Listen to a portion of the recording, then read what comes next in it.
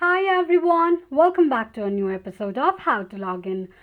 Today in this video, I'm going to show you how you can fix your Twitch not loading problem quickly and easily just in few steps.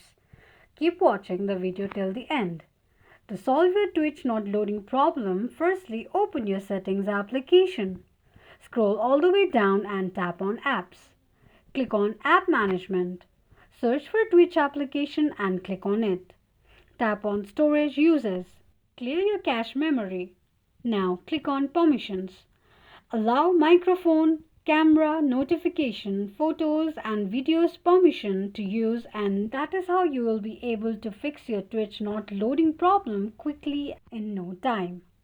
This is how you can fix your Twitch not loading problem just in few steps. If you have any thoughts or queries, let us know in the comments section. Don't forget to subscribe to our channel.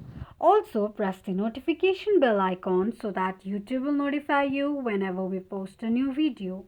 I hope this video was helpful to you. Thank you so much for watching.